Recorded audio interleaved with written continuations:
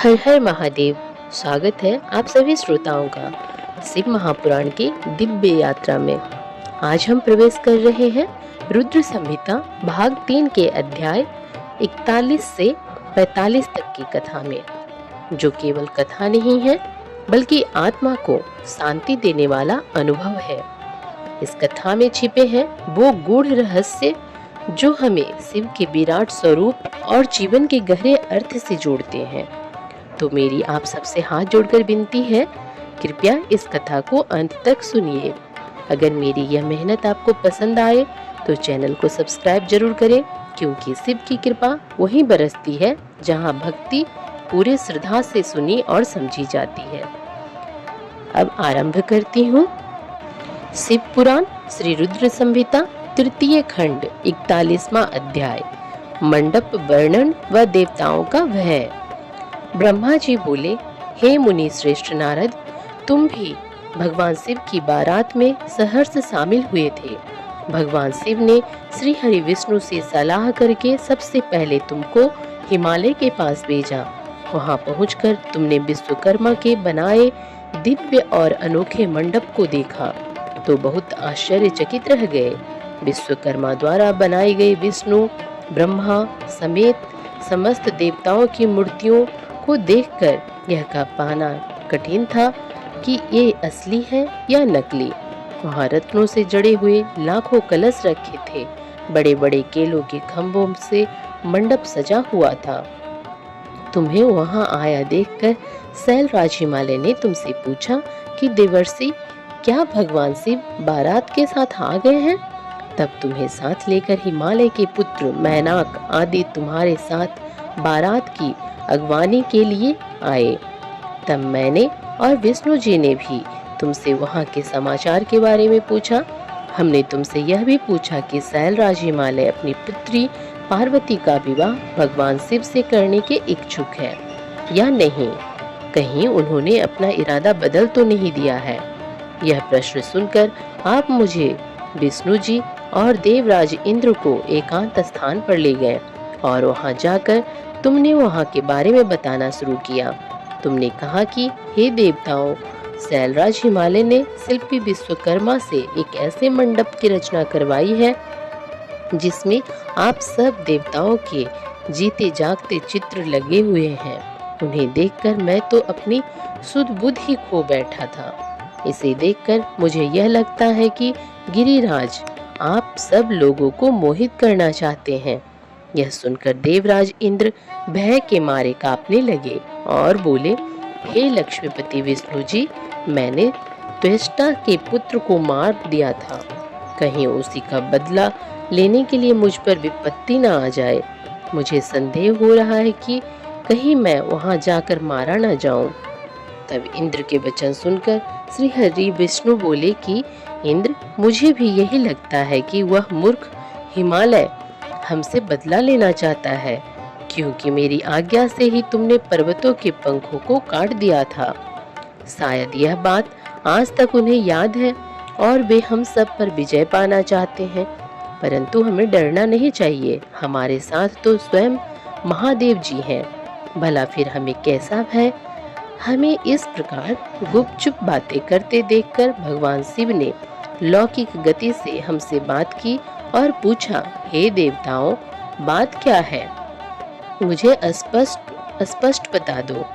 शैलराज हिमालय मुझसे अपनी पुत्री पार्वती का विवाह करना चाहते हैं या नहीं? इस प्रकार यहाँ व्यर्थ बातें करते रहने से भला क्या लाभ? भगवान शिव के इन वचनों को सुनकर नारद तुम बोले, हे देवाधिदेव शिव जी, गिरिजा नंदिनी पार्वती से आपका विवाह तो निश्चित है।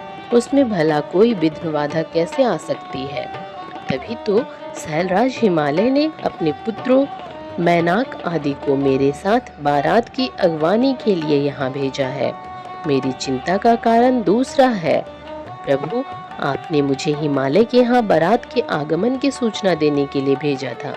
जब मैं वहाँ पहुँचा तो मैंने विश्वकर्मा द्वारा बनाए गए मंडप को देखा। शैलराज हिमालय ने देवताओं को मोहित करने के लिए एक अद्भुत और दिव्य मंडप की रचना कराई है।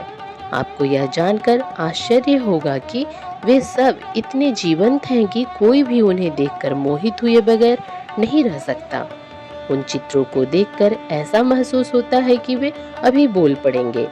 प्रभु, उस मंडप में श्रीहरि, ब्रह्मा जी, देवराज इंद्र सहित सभी देवताओं, ऋषि मुनियों सहित अनेक जानवरों और पशु पक्षियों के सुंदर व लुभावने चित्र बनाए गए हैं। यही नहीं, मंडप में आपकी और मेरी भी प्रतिमूर्ति बनी है, जिन्हें देखकर मुझे यह लगा कि आप सब लोग यहाँ न होकर वहीं हिमालय नगरी में पहुँच गए हैं। नारद, तुम्हारी बातें सुनकर भगवान शिव मुस्कुराए और देवताओं से बोले, आप सभी को भय की कोई आवश्यकता नहीं है। शैलराज हिमालय अपनी प्रिय पुत्री पार्वती हमें समर्पित कर रहे हैं, इसलिए उनकी माया हमारा क्या बिगाड़ सकती है। आप अपने भय को त्याग कर हिमालय नगरी की ओर प्रस्थान कीजिए। भगवान शिव की आज्ञा पाकर सभी बाराती भय मुक्त होकर उत्साह और प्रसन्नता के साथ पुनः नाचते गाते शिव बारात में चल दिए। शैलराज हिमालय के पुत्र मैनाक आगे आगे चल रहे थे और बाकी सभी उनका अनुसरण कर उनके पीछे पीछे चल रहे थे। इस प्रकार बारात हिमालय पुरी जा पहुंची। शिव पुराण श्री रुद्र संहिता तृतीय खंड 42वां अध्याय। बारात की अगवानी और अभिनंदन। ब्रह्मा जी बोले, भगवान शिव अपने विशाल बारात के साथ हिमालय पुत्रों के पीछे चलकर हिमालय नगरी पहुंच गए। जब गिरिराज हिमालय ने उनके आगमन का समाचार सुना तो वे प्रसन्नता पूर्वक भक्ति से ओतप्रोत होकर भगवान शिव के दर्शनों के लिए स्वयं आए। हिमालय का हृदय प्रेम की अधिकता के कारण द्रवित हो उठा था और वे अपने भाग्य को सराह रहे थे। हिमालय अपने साथी पर्वतों को साथ लेकर बारात की अगवानी के लिए पहुंचे। भगवान शंकर की बारात देखकर शैलराज हिमालय आश्चर्यचकित रह गए। तत्पश्चात देवता और पर्वत प्रसन्नता पूर्वक इस प्रकार एक दूसरे के गले लगे मानो पूर्व और पश्चिम के समुद्रों का मिलन हो रहा हो। सभी अपने को धन्य मान रहे थे। इसके बाद शैलराज महादेव जी के पास पहुंचे और दोनों हाथ जोड़कर उनको प्रणाम करके स्तुति करने लगे। सभी पर्वतों और ब्राह्मणों ने भी शिव जी की वंदना की। शिव जी अपने वाहन बैल पर बैठे थे। भगवान शिव आभूषणों से विभूषित थे तथा दिव्य प्रकाश से अलौकिक थे। उनके लावण्य से सारी दिशाएं प्रकाशित हो रही थीं। भगवान शिव के मस्तक पर रत्नों से जड़ा हुआ मुकुट शोभा पा रहा था। उनके गले और अन्य अंगों पर लिपटे सर्प उनके स्वरूप को अद्भुत और शोभनीय बना रहे थे। उनकी अंग कांति दिव्य और अलौकिक थी। अन्य शिवगण हाथ में चंबर लेकर उनकी सेवा कर रहे थे। उनके बाएं भाग में भगवान श्री हरि विष्णु और दाएं भाग में स्वयं मैं था। समस्त देवता भगवान शिव की स्तुति कर रहे थे। नारद, जैसा तुम जानते ही हो कि भगवान शिव पर ब्रह्मा परमात्मा है, वे ही सबके ईश्वर हैं। वे इस जगत का कल्याण करते हैं और अपने भक्तों की सभी इच्छाओं को पूरा कर उन्हें मनोवांछित फल प्रदान करते हैं। वे सदा ही अपने भक्तों के अधीन रहते हैं। वे सच्चिदानंद स्वरूप हैं और सर्वेश्वर हैं। उनके बाएं भाग में श्री हरि विष्णु गरुड़ पर बैठे थे तो दाएं भाग में मैं ब्रह्मा स्थित था। हम तीनों के स्वरूप का एक साथ दर्शन कर गिरिराज आनंद मग्न हो गए। तत्पश्चात शैलराज ने शिव जी के पीछे तथा उनके आसपास खड़े सभी देवताओं के सामने अपना मस्तक झुकाया और सभी को बारंबार प्रणाम किया। फिर भगवान शिव की आज्ञा लेकर शैलराज हिमालय अपने निवास की ओर चल दिए और वहां जाकर उन्होंने सभी देवताओं, ऋषि मुनियों एवं अन्य बारातियों के ठहरने की उत्तम व्यवस्था की। हिमालय ने प्रसन्नता पूर्वक अपने पुत्रों को बुलाकर कहा कि तुम सभी भगवान शिव के पास जाकर उनसे प्रार्थना करो कि वे स्वयं अति शीघ्र यहाँ पधारें। मैं उन्हें अपने भाई बंधुओं से मिलवाना चाहता हूँ। तुम वहाँ जाकर कहो कि मैं उनकी यहाँ प्रतीक्षा कर रहा हूँ। अपने पिता गिरिराज हिमालय की आज्ञा पाकर उनके पुत्र उस ओर चल दिए। जहाँ बारात की ठहरने की व्यवस्था की गई थी। वहाँ वे भगवान शिव के पास पहुँचे। प्रणाम करके उन्होंने अपने पिता द्वारा कही हुई सभी बातों से शिव जी को अवगत करा दिया।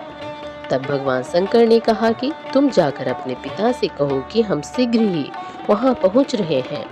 शिव जी से आज्ञा लेकर हिमालय के पुत्र वापस चले गए। तत्पश्चात देवताओं ने तैयार होकर गिरिराज हिमालय के घर की ओर प्रस्थान किया।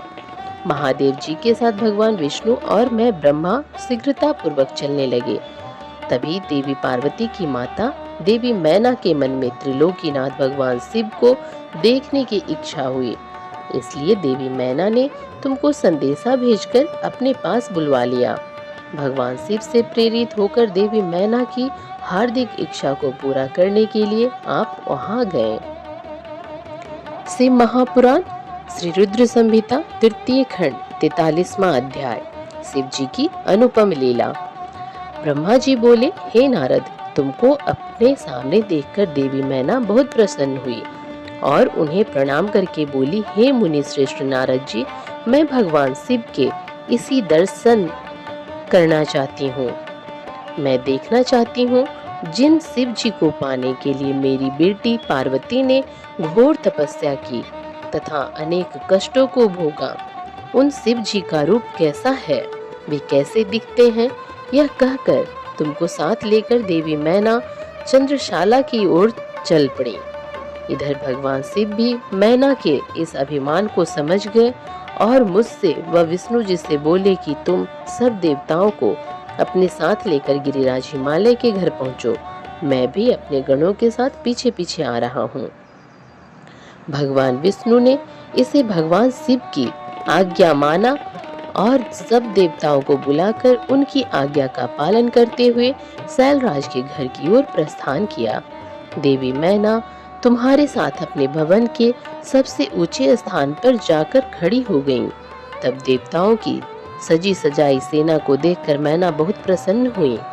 बारात में सबसे आगे सुंदर वस्त्रों एवं आभूषण से सजे हुए गंधर्वगण अपने वाहनों पे सवार होकर बाजे बजाते और नृत्य करते हुए आ रहे थे। इनके गण अपने हाथों में ध्वज की पताका लेकर उसे फहरा रहे थे। साथ में स्वर्ग की सुंदर अप्सराएं मुग्ध होकर नृत्य कर रही थी। उनके पीछे वसु आ रहे थे।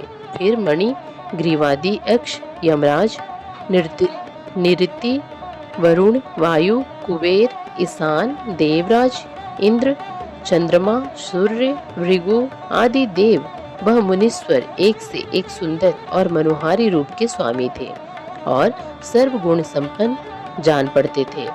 उन्हें देखकर नारद वह तुमसे यही प्रश्न करती है कि क्या यही शिव है? तब तुम मुस्कुरा कर यह उत्तर देते कि नहीं, ये भगवान शिव के सेवक हैं। देवी मैना यह सुनकर हर्ष से विभोर हो जाती हैं।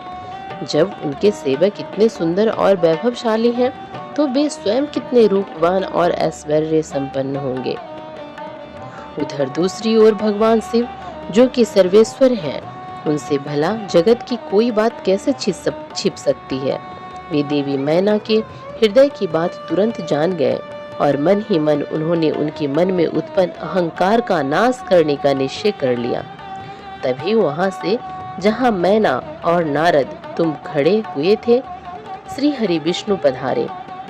उनकी कांति के सामने चंद्रमा की कांति भी फीकी पड़ जाती है। वे जलंधर के समान श्याम तथा 4 भुजाधारी थे और उन्होंने पीले वस्त्र पहन रखे थे। उनके नेत्र कमलदल के समान सुंदर व प्रकाशित हो रहे थे। वे गरुड़ पर विराजमान थे। शंख, चक्र आदि उनकी शोभा में वृद्धि कर रहे थे। उनके सिर पर मुकुट जगमगा रहा था और वक्ष स्थल में श्रीवत्स का चिन्ह था। उनका सौंदर्य अप्रितम तथा देखने वालों को मंत्रमुग्ध करने वाला था। उन्हें देखकर देवी मैना के हर्ष की कोई सीमा न रही और वे तुमसे बोली कि जरूर यही मेरी पार्वती के पति भगवान शिव होंगे।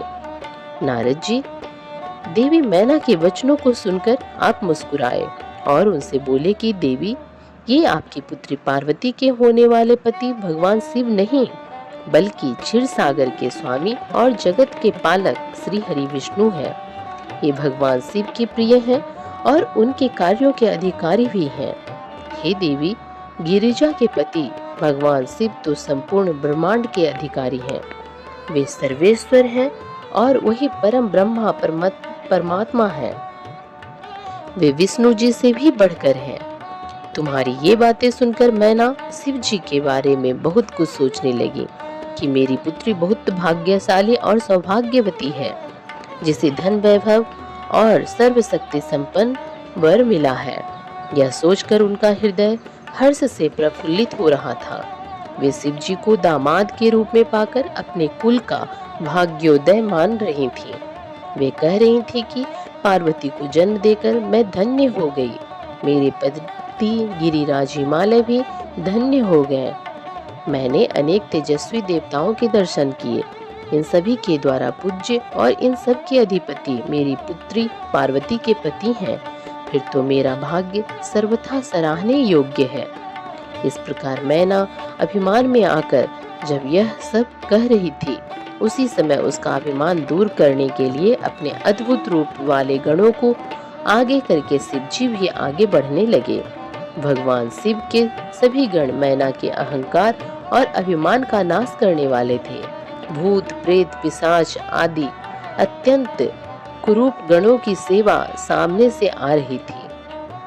उनमें से कई बवंडर का रूप धारण किए थे।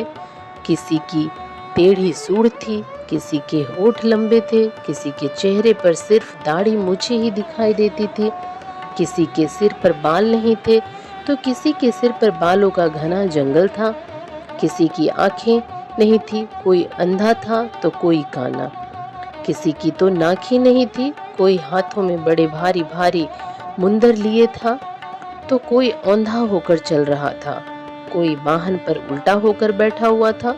उनमें कितनी ही लंगड़े थे, किसी ने दंड और पास ले रखे थे।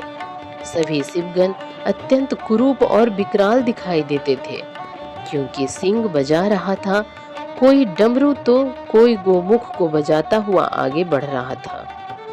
उनमें किसी का सिर नहीं था तो किसी के धड़ का पता नहीं चल रहा था, तो किसी के अनेकों मुख थे, किसी के चेहरे पर अनगिनत आंखें लगी थीं, तो किसी के अनेकों पैर थे, किसी के हाथ नहीं थे तो किसी के अनेकों कान थे, तो किसी के अनेकों सिर थे। सभी शिवगणों ने अचंभित करने वाली वेशभूषा धारण की हुई थी। कोई आकार में बहुत बड़ा था तो कोई बहुत छोटा था। वे दिखने में बहुत ही भयंकर लग रहे थे। उनकी लंबी चौड़ी विशाल सेना मदमस्त होकर नाचते गाते हुए आगे बढ़ रही थी। तभी तुमने अंगुली के इशारे से शिवगणों को दिखाते हुए देवी मैना से कहा कि दर्शन करना। देवी, पहले आप भगवान शिव के गणों को देख लें।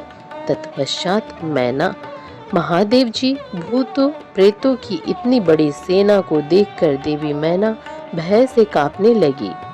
इसी सेना के बीच में 5 मुख वाले, 3 नेत्रों, 10 भुजाओं वाले, शरीर पर भस्म लगाए, गले में मुंडों की माला पहने, गले में सर्पों को डाले, बाघ की खाल को ओढ़े, पिनाक धनुष हाथ में उठाए, त्रिशूल कंधे पर रखकर बड़े कुरूप और बूढ़े बैल पर चढ़े हुए भगवान शंकर देवी मैना को दिखाई दिए। उनके सिर पर जटाजूट थी और आंखें भयंकर लाल थी।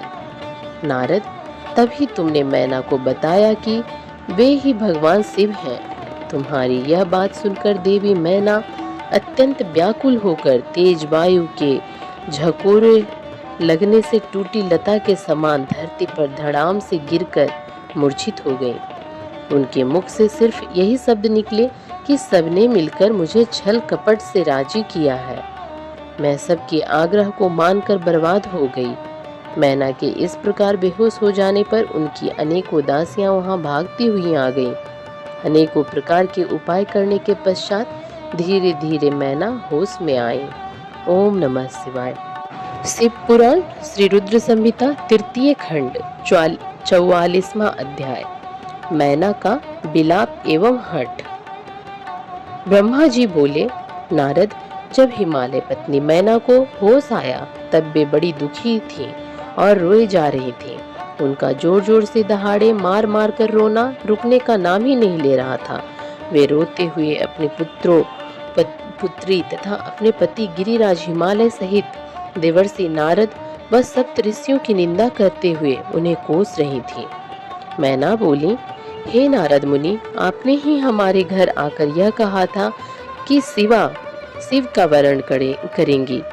तुम्हारी बातों को मानकर हम सब ने अपनी पुत्री पार्वती को भगवान शिव की तपस्या करने के लिए वनों में भेज दिया। मेरी बेटी ने अपने तप के द्वारा सभी को प्रसन्न कर दिया। उसने ऐसी तपस्या की जो बड़े बड़े ऋषि मुनियों के लिए भी कठिन है, परंतु उसकी इतनी पूजा आराधना का यह फल उसे मिला जो कि देखने में भी दुख देने वाला है।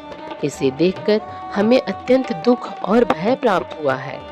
हे भगवान, मैं क्या करूं, कहां जाऊं? भला कौन मुझे इस असहाय दुख से छुटकारा दिला सकता है?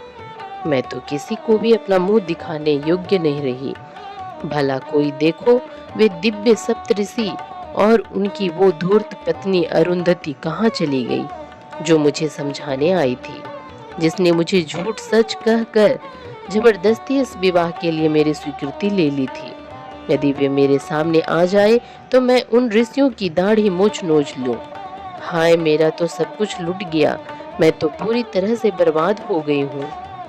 यह कहकर देवी मैना अपनी पुत्री पार्वती से बोली, तूने हमसे कौन से जन्म का बदला लिया है?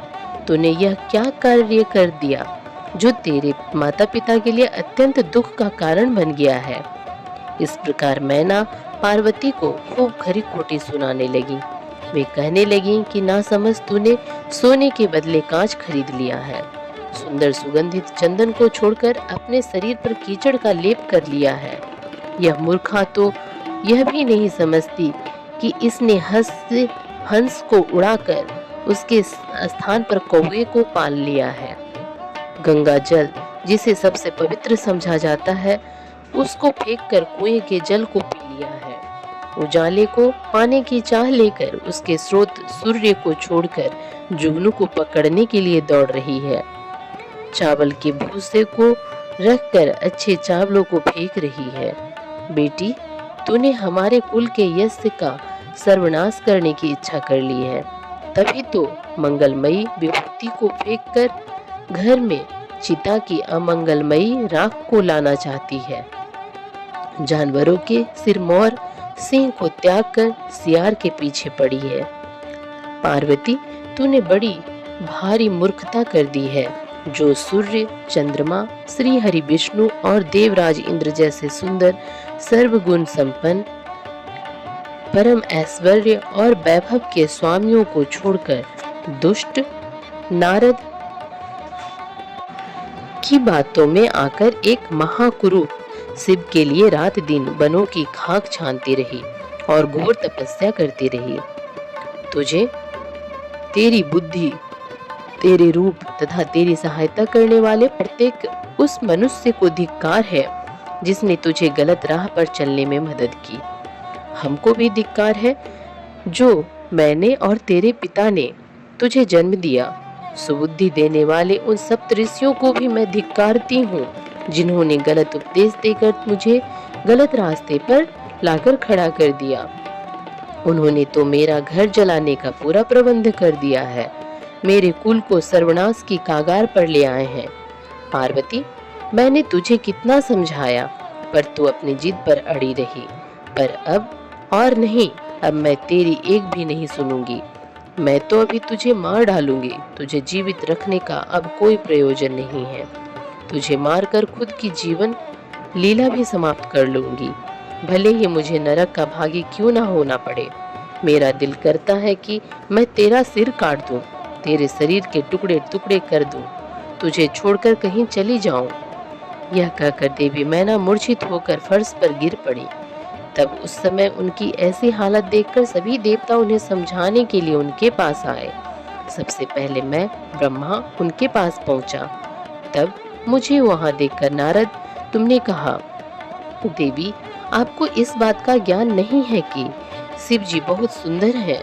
अभी तुमने उनका सही स्वरूप देखा ही कहाँ है। अभी जो कुछ तुमने देखा है वह उनकी लीला मात्र है। देवी आप अपने क्रोध को त्याग दें और स्वस्थ होकर शुद्ध हृदय से विवाह का कार्य आरंभ करें।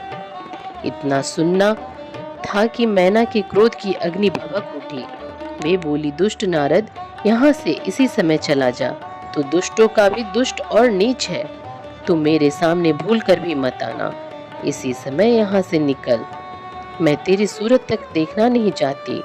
मैना के ये वचन सुनकर इंद्रादि देव देवता दौड़कर वहां चले आए और बोले, हे पितरों की कन्या मैना, भगवान शिव तो इस समस्त चराचर जगत के स्वामी हैं।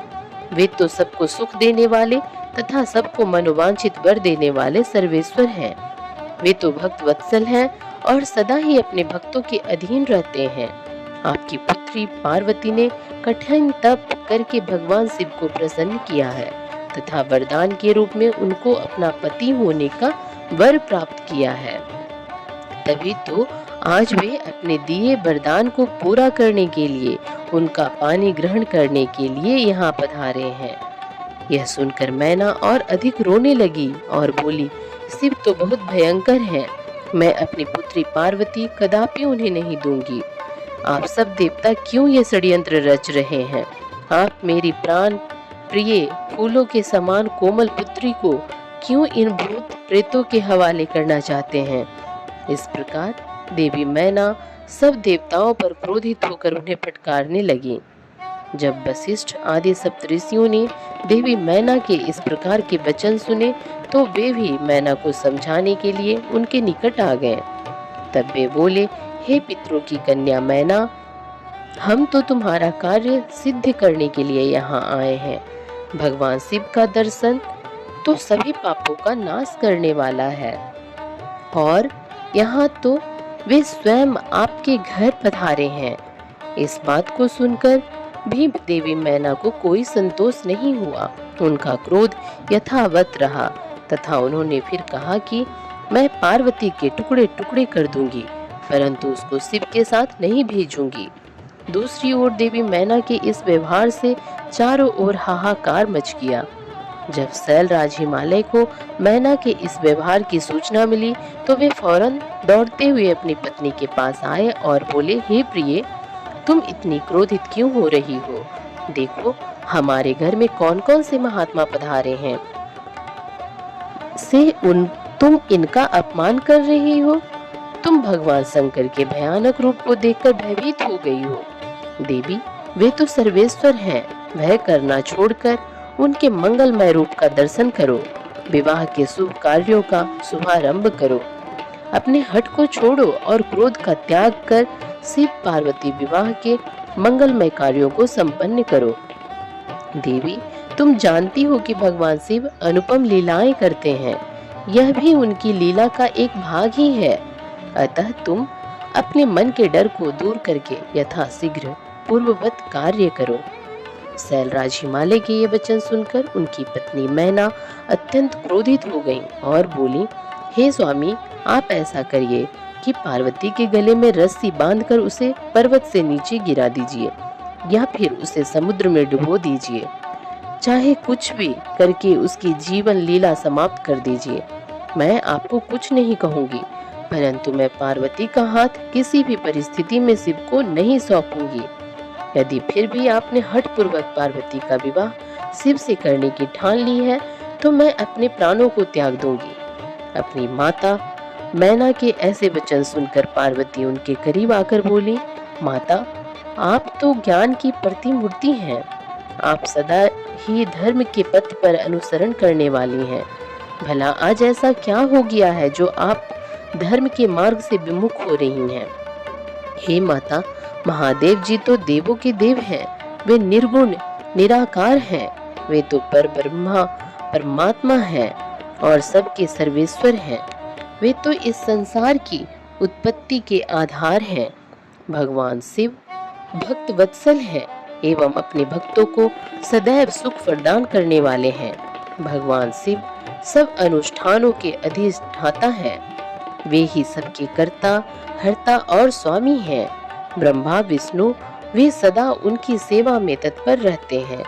हे माता, आपको तो इस बात का गर्व होना चाहिए कि आपकी पुत्री का हाथ मांगने के लिए देवता भी याचक की भांति आपके दरवाजे पर पधारे हैं।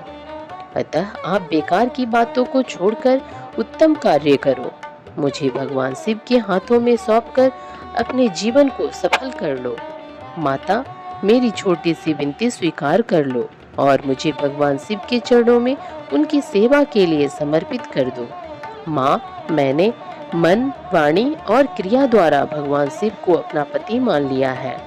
अब मैं किसी और का वरण नहीं कर सकती। मैं सिर्फ महादेव जी का ही स्मरण करती हूँ।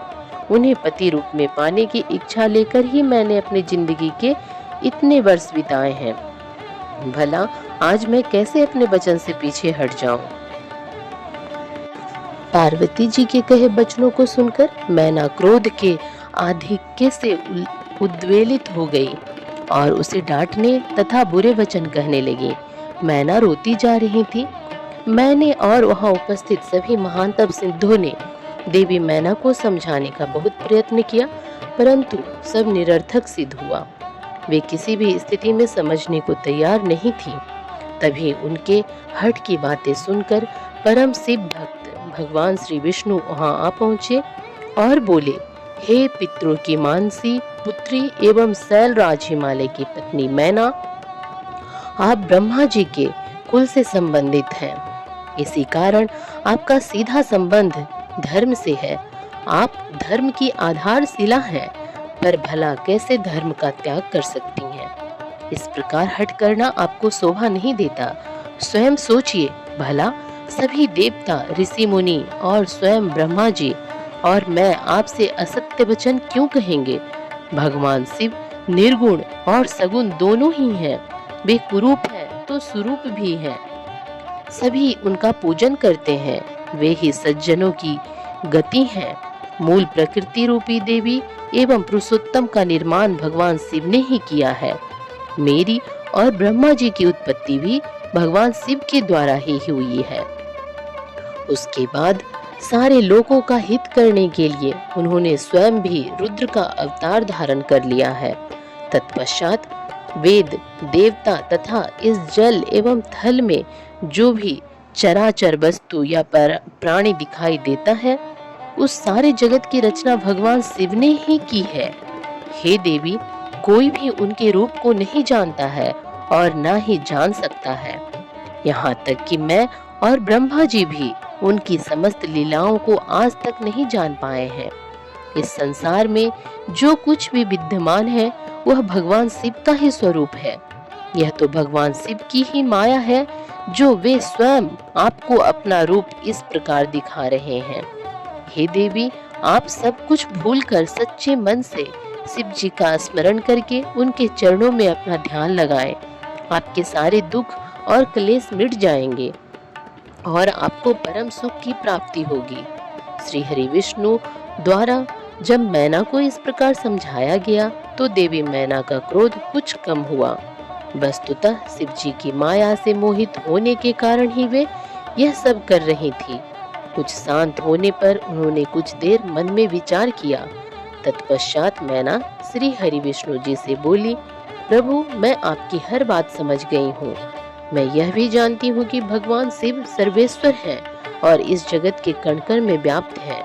मैं आपकी इच्छा अनुसार भगवान शिव को अपनी पुत्री सौंप सकती हूँ, पर मेरी एक शर्त है। तब विष्णु जी के आग्रह करने पर देवी मैना ने कहा, यदि महादेव जी सुंदर शरीर धारण कर ले तो मैं सहर्ष अपनी पुत्री पार्वती का विवाह उनसे कर दूंगी। ऐसा कहकर देवी मैना चुप हो गई। धन्य है भक्त वत्सल त्रिलोकीनाथ भगवान शिव की माया, जो सबको मोह में डालने वाली है। तो प्रेम सहित कहिए, ओम नमः शिवाय। शिव महापुराण श्री रुद्र संहिता तृतीय खंड 45वां अध्याय। शिव का सुंदर व दिव्य स्वरूप दर्शन। ब्रह्मा जी बोले, हे नारद, उस समय जब देवी मैना ने विष्णु जी के सामने इस प्रकार की शर्त रखी, तब मैंने तुमको भगवान शिव के पास जाने का आदेश दिया। तुमने वहां जाकर उनकी स्तुति की और उन्हें संतुष्ट किया। तब तुम्हारी बात मानकर तथा देवताओं का कार्य सिद्ध करने की इच्छा से भगवान शिव ने प्रसन्नता पूर्वक अद्भुत, उत्तम और दिव्य रूप धारण कर लिया। उस समय भगवान शिव कामदेव से अधिक रूपवान लग रहे थे। उनके सुंदर रूप लावण्य को देखकर तुम प्रसन्न होते हुए तुरंत देवी मैना के पास उन्हें यह शुभ समाचार देने के लिए चले गए। वहां पहुंचकर जहां देवी मैना बैठी थी, उन्हें देखकर तुम बोले, हे शैलराज की पत्नी और पार्वती की माता मैना, आप चलकर स्वयं भगवान शिव के सुंदर और मनोहारी रूप का दर्शन करें। यह समाचार पाकर देवी मैना की प्रसन्नता की कोई सीमा न रही। वे आपको अपने साथ लेकर भगवान शिव के दर्शन करने के लिए गईं। वहां पहुंचकर मैना ने भगवान शिव के परम आनंददायक सुंदर रूप के दर्शन किए। शिव जी का मुखर बिंद करोड़ों सूर्यों के समान तेजस्वी, सुंदर एवं दिव्य था। उनके विशाल मस्तक पर चंद्रमा सुशोभित था। सूर्य ने उनके सिर पर छत्र धारण कर रखा था। भगवान शिव प्रसन्न मुद्रा में थे। वे ललित लावण्य से युक्त मनोहर गौरवर्ण चंद्रलेखा से अलंकृत होकर बिजली की भांति चमक रहे थे।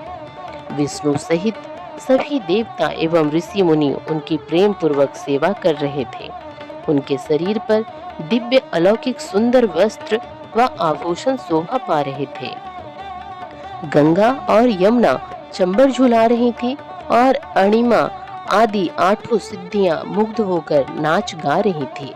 इस प्रकार भगवान शंकर सुंदर व दिव्य रूप धारण करके बारात लेकर हिमालय के घर की ओर आ रहे थे। उनके साथ साथ मैं, विष्णु जी तथा देवराज इंद्र भी विभूषित होकर चल रहे थे।